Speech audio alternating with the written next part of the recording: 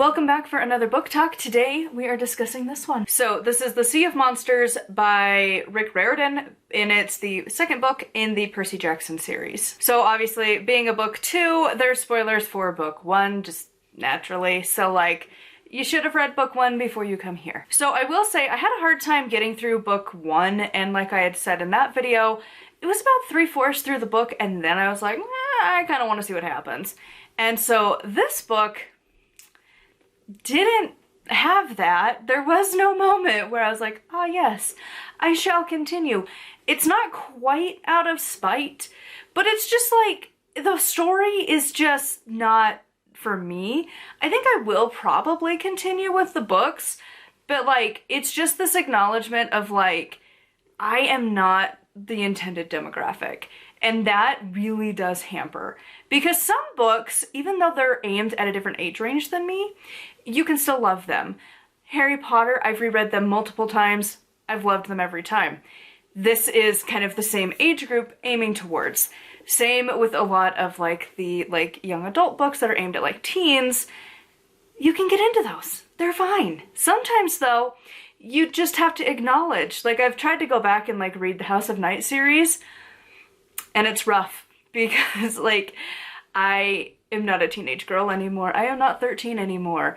I'm going to be 27 in a couple months. Like, I'm not a teen girl anymore, just like I am not a child boy. And so I just think it does have a lot to do with the age, because again, like the plot, while I don't expect a lot from a book, I don't care if I see plots coming, it also just feels like I do get tired of the things always working out in his favor. And like, it's something that happens more in children's books and adult books. There are more obstacles in the way, and it's just the genre. It's just something you have to keep in mind, and sometimes like the rest of the story and the writing just wraps you up and you don't really care. And this one, I do. Again, as a pagan, it does bother me immensely how the gods are represented and their personality types. Really don't like it. I definitely won't read any other books from him, like, after the series, simply because I own it is the only reason I'm going through this. If I had rented this from the library, I would not be continuing. But since I already spent the money, I might as well finish them. And that's not to say that the book is bad. If you love this book, if you love this series, good. I'm glad you found a book that you love. We don't all have to like the same things. It's okay that some people don't. Like, reading through the reviews where people don't like this book and they talk about why, this fan base gets like so toxic. And it's like, oh my god. Dude, it's a book. It's a story. Calm down. Like, people just get a little intense over these books. I don't know why. It's just a story. But some people get a little crazy. So, like, it's not for me. And, like, again, you might love it. And that's fine. I just don't. And, like, the convenience of things is just getting old. And again, I don't like how the gods are presented as a pagan, and I also don't like how ADHD is presented as somebody married to a guy who has ADHD. Like, there's just certain things in this book that I don't really love. It's not that it's bad. I think I could have loved it as a kid, but I'm not. I'm closer to 30 than I'm closer to even being a teenager, like, let alone a child. So some people, that part of their brain can check out and like resume childhood mentality and pick up on it and just go with the flow. If you can, I love that for you. I'm just not digging this book series, but again, I already own it, so what's the point in not just finishing it? That's where I'm at. I'm like, just get through these books and then be done. So that's pretty much it for the non-spoiler section. So let's move into the spoilers. If you haven't read this and you don't want to be spoiled, go read it and then resume. Okay, so first of all, again, with the comparison to Harry Potter book 2 has a lot of watery things to it. Like, it's the Chamber of Secrets, it's an underwater area, and you're fighting a serpent and things. Very water-based stuff to it. Sea of Monsters. Now, I know that the comparison is there for a lot, and like, it didn't feel like it as much in this one, but also like the stereotypes I just can't with. Like, the characters have no depth. And, like, I don't like Percy. He's kind of an entitled brat. And, like, everything gets handed to him. And he's the hero, so of course it's going to. But, like, there's no real struggle for him. And that sucks. And, like, the characters just, there's no anything to them. Like, they're not growing or changing or evolving or learning from anything, really. And, like, the one girl who is, like, the daughter of Ares, like, even she didn't really change at all.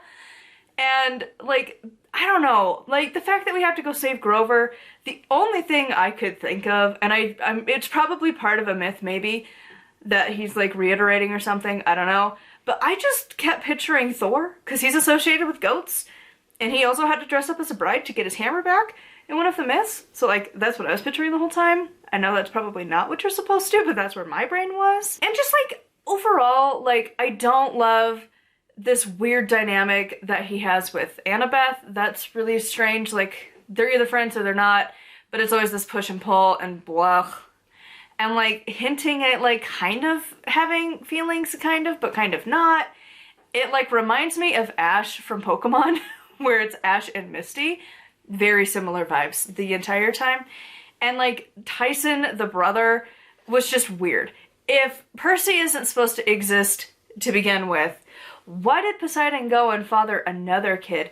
And then Zeus fathered the chick who turned into a tree, and now she's poisoned, but now she's fine, and now she's super healed. It's just, it's not my favorite.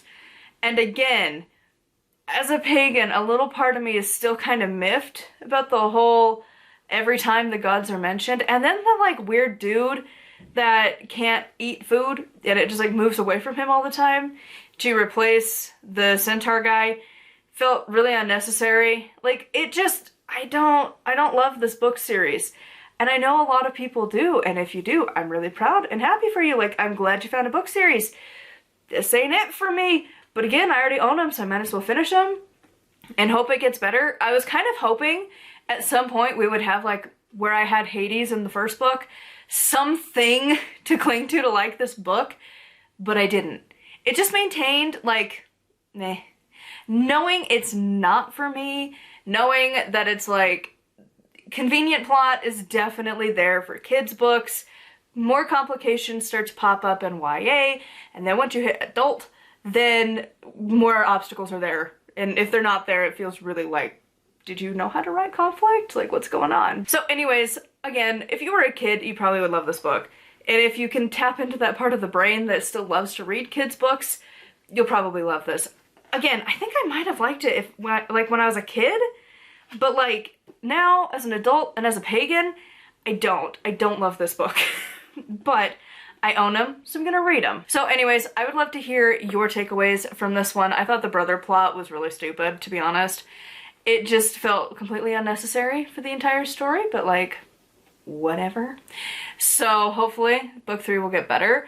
And the thing with Luke, too, is just, it's so dumb. If they know he's gonna be a problem, why don't the gods just, you know, and be done with it? Like, it's, why? I don't even get it. Like, why would they care about one measly little mortal to live? That also is just like, why don't we just say that he's a problem and then just fix the problem really easily?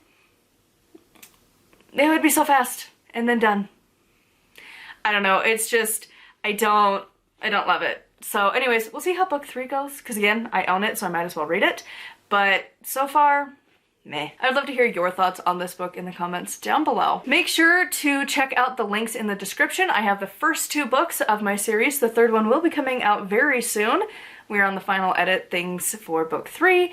And then from here on out, after this series, I am planning on publishing both Amazon and Barnes & Noble so that you will have options of where you want to buy my book. But not there yet. Soon. Make sure to like and subscribe. I post Monday through Friday, and until next time, I will see you all soon.